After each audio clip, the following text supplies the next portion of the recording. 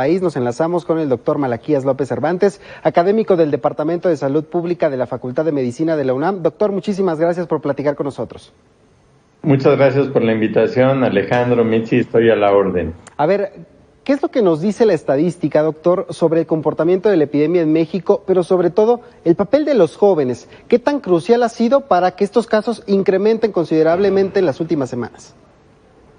Bueno, Alejandro, yo creo que hay que tomar en cuenta que se han ido tomando decisiones en el sentido de abrir cada vez más las actividades en la sociedad. Y cada que algo se abre, pues es para que la gente vaya, no para que la gente no vaya. Entonces, si se dice, por ejemplo, vamos a abrir un gimnasio, bueno, pues es para que la gente vaya al gimnasio. Y después se dice, es que la gente va y por eso se contagia, ¿no? Pues yo creo que todas las cosas que se han hecho, en principio, pues son para que la población se salga de su casa y vaya al lugar y eventualmente pueda exponerse. Pero también, pues los que más activamente van a aprovechar las oportunidades en la sociedad, pues son los jóvenes. Entonces, creo yo que se necesita tener una mucho más clara idea de cómo van a suceder los movimientos poblacionales y cuáles debieran ser los mecanismos para la prevención del contagio. Un joven tiende con más facilidad a quitarse el cubrebocas. Entonces, si la instrucción es, pues úsalo si quieres y si no quieres no lo usas, pues entonces creo que la gente va a decir, pues mejor no lo uso. Entonces, yo pienso que se tiene que no solo definir muy claramente cuál debe de ser la conducta esperada de la gente, sino que se debe de buscar el mecanismo para que la cumpla, para que no quede a su libre albedrío si simplemente acepta o no acepta llevar a cabo acciones que protegen a la propia persona, pero también protegen a los demás. Y en la medida en la que no esté muy claro qué es lo que se quiere, pues es lógico que vayamos a esperar un repunte en el número de casos. A estas alturas, doctor, ¿hay forma de que el gobierno federal cambie la estrategia y que llegue a ser efectiva después también de que escuchamos esta semana, por ejemplo, al presidente decir que en el caso de aquí, comparado con otros países, no se aplicaría el toque de queda? ¿Se necesita más mano firme en nuestros gobernantes para que haya entendimiento también por parte de la población? Bueno, es también una cuestión, desde mi punto de vista, un poco contradictoria, porque se dice, vamos a apelar a la buena conciencia y a la buena disposición de la sociedad y a su colaboración para que esto se controle. ¿Y por qué no se puede ver como una forma de colaboración de la ciudadanía y de aceptación de la ciudadanía, el decirles, ¿qué tal si nos ponemos de acuerdo en que nadie salga de su casa después de cierta hora y no regrese a la calle hasta después de cierta hora? ¿Qué tiene de malo? Si se hace en consenso social y en todo caso la fuerza pública, por ejemplo la policía, apoya para aquellos trasnochados que deciden pasar por alto ese consenso. Yo no entiendo realmente qué es lo que se está protegiendo, si el derecho de la ciudadanía a salir a la hora que se le da la gana y hacer lo que se le da la gana, o el derecho a contagiar, porque quienes están enfermos y están con esa conducta propiciando el contagio, pues tienen todo el derecho del mundo de ir y contagiar al que se les dé la gana, porque pues ni modo que se les obligue a quedarse en su casa o a usar el cubrebocas. Uh-huh. Doctor Malaquías, el gobierno ha sido omiso de las experiencias internacionales porque en un inicio el subsecretario de Salud, Hugo López-Gatell, refería que México estaba listo, que estábamos en fases iniciales para atender esta emergencia mucho antes de que tuviéramos el primer caso. Y ahora resulta que estamos entre los países con primeros lugares de mortalidad por el COVID-19. ¿México ha sido omiso al llamado también de las autoridades internacionales? Sí, claramente.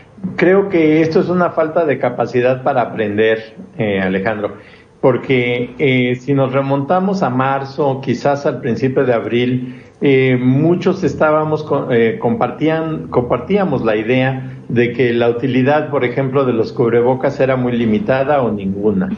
Y rápidamente empezaron a aparecer evidencias en la literatura científica y técnica en el sentido de que nos estábamos equivocando, que el cubrebocas podía ser una ayuda importante. Y ese es uno de los ejemplos en los cuales México parece que lo tomó como si fuese una cuestión de defensa del castillo de Chapultepec, de que no nos queremos poner el cubrebocas por ninguna razón. Y esto pues nos está perjudicando. Entonces, empezando con las más altas autoridades federales, que ha habido esta politización absurda de la decisión de recomendar el cubrebocas a toda la gente en todo momento, hasta la falta de acciones complementarias que convenzan a la ciudadanía de que lo tiene que hacer. Uh-huh.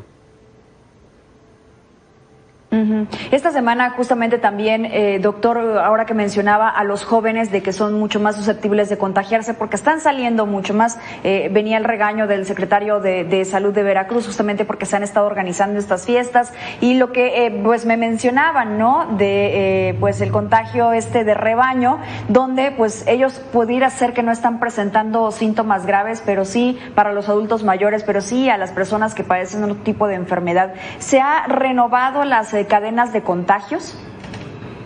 Bueno, la evidencia de que se renuevan estas cadenas pues es que no baja el número realmente de casos lo suficiente.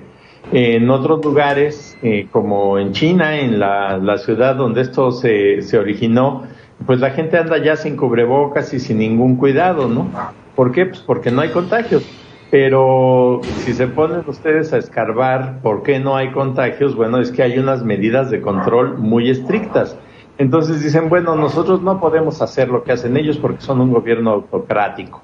Entonces, mandémosle a la sociedad el mensaje de que haga lo que se le dé la gana, pero cuando haga lo que no debe, entonces los regañamos. Entonces, si se le dice a los jóvenes, pueden hacer lo que ustedes quieran, y lo que quieren hacer es una fiesta, entonces los regañamos, porque no deben de hacer fiestas. Entonces, ¿para qué se les dijo que hagan lo que quieran? Debería de haber muy claras líneas de división entre lo que se puede y lo que no se puede, y buscar la forma más clara, más directa y más objetiva para proteger la salud de la gente. Uh-huh.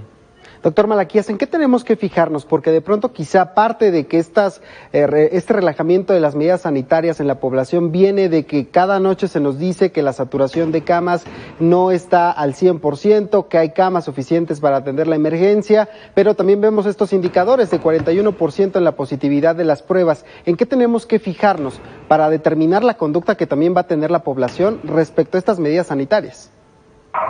Claro, ahí está un ejemplo perfecto, Alejandro. Si vemos el caso del repunte de los países europeos, donde ha habido un incremento enorme de número de casos, también vemos que ha habido un incremento enorme del número de pruebas. Pero en México seguimos sin hacer pruebas y tenemos más casos. ¿Por qué tenemos más casos? Pues porque las personas que ya tienen signos y síntomas llegan y solicitan la prueba y son positivos. Entonces el índice de positividad se vuelve una medida muchísimo más sensible de la actividad y el contagio que está teniendo este virus. Y el hecho de tener camas vacías se ha tomado como si fuera la prueba de que no importa, de que no pasa nada. Y eso pues no es cierto, porque estamos viendo cómo constantemente los números de muertes, en lugar de bajar, se van estabilizando o incluso van incrementándose, porque tarde o temprano el contagio que va corriendo entre las personas que tienen menos daño llega a otros que por su edad o por su condición de salud sí van a tener mayores daños y pues eso se contagian y se mueren. Entonces creo que se está poniendo el esfuerzo y el interés y el énfasis en medidas o indicadores o datos equivocados como el del número de camas vacías. Uh-huh. Doctor, abonando lo que decía Alejandro y un poco también a lo que ya usted ha mencionado, de que se debe hacer una comunicación eficiente y de que se deben de realizar más pruebas. ¿Qué más le falta a esta estrategia de salud de nuestro país?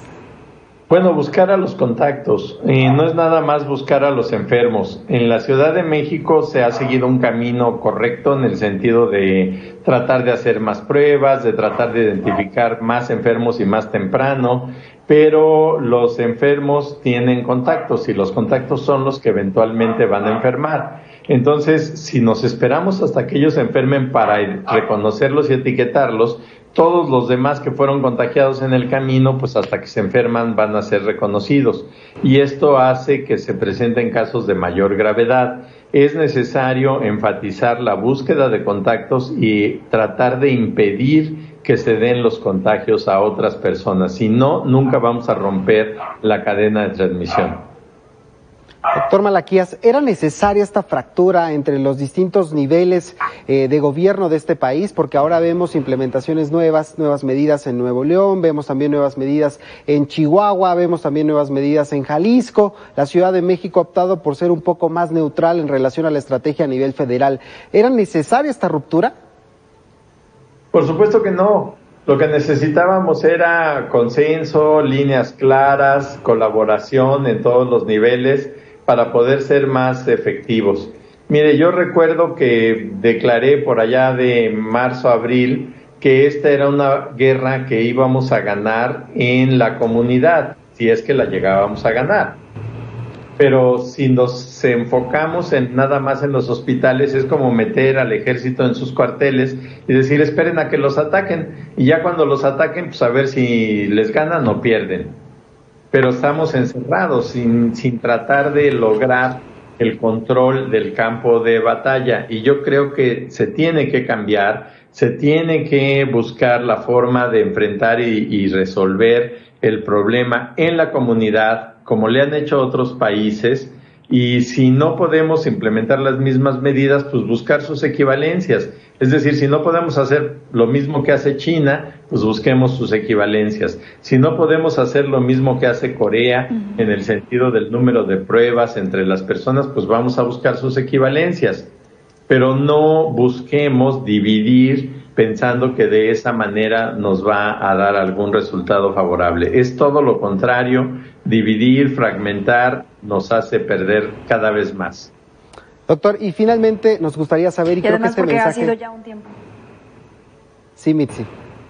Bueno, aparte de esto que comentábamos, era de la vacuna, ¿no? Este mensaje que quizá podríamos darle a la gente que nos está viendo en este momento, más allá del papel de las autoridades. Muchos dicen, bueno, ya en enero vamos a tener una vacuna. ¿La vacuna va a ser la panacea, doctor?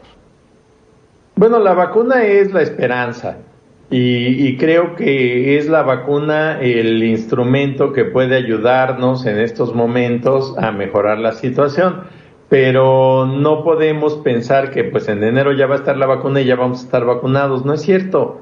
Si nosotros pensáramos en una cantidad de dosis de vacuna disponible y en una capacidad del sistema para ir aplicándole la vacuna a la población, nos vamos a tardar mucho tiempo en alcanzar coberturas que permitan controlar los contagios. Entonces, creo que no se debe de simple y sencillamente apostar todo a una sola casilla. Debemos de tener una colaboración suficientemente amplia para que se vaya magnificando el efecto de los logros que se puedan tener en el futuro cercano. Si en enero se empieza, por ejemplo, a vacunar al personal de las unidades de salud, a médicos, enfermeras, etcétera, bueno, ya tenemos una manera de mejorar las posibilidades de operación de los servicios. Los médicos y enfermeras están agotados, han estado haciendo jornadas exhaustivas de trabajo y los resultados han sido muy pobres, y encima ellos mismos están expuestos al contagio. Pero luego vámonos a otros segmentos. Si lográramos cubrir a las personas, vamos a suponer de 50 años y más, gradualmente podríamos ver que disminuyera el número de muertes, porque las personas que mayor riesgo de muerte tienen ya estarían cubiertas por la vacuna. Pero aún así no podemos dejar a su suerte a todos los demás. Jóvenes, niños, etcétera, eventualmente tendrán que ser incorporados y algún día llegaremos a detener tal vez la cadena de contagio, pero eso no va a suceder muy rápido. Así es, doctor, creo que ya todos estamos cansados, principalmente el personal de salud, en el sistema anímico, la psicología también es muy importante, pero ya habrá momento para platicar sobre eso. Doctor Malaquías López, le agradecemos que haya estado con nosotros y que nos haya permitido platicar en estos minutos. Académico del Departamento de Salud Pública de la Facultad de Medicina de la UNAM. Muchas gracias. Gracias, Mitzi, y gracias, Alejandro. Estoy a sus órdenes.